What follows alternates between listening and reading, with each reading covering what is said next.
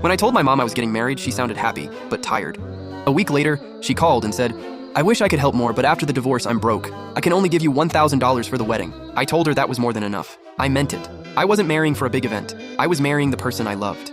We planned a small wedding in a local garden, folding chairs, homemade decorations, a friend with a decent camera. It felt simple and honest, like us. A few days before the wedding, I stopped by Mom's apartment to drop off an invitation for one of her friends.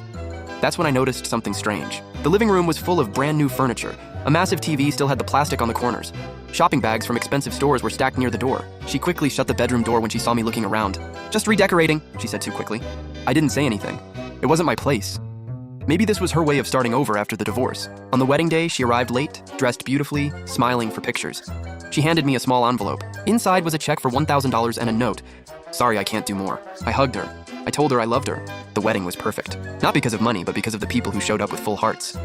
A month later, my aunt called me by accident while trying to reach my mom. She didn't realize I was on the line. She said, "Did you book the cruise tickets yet? Your mom said the resort requires payment this week." I froze. Cruise? Resort? When I asked Mom about it, she sighed like I was being unreasonable. "I deserve this trip after what I've been through. You're young. You don't need a fancy wedding." That's when it hit me. She wasn't broke.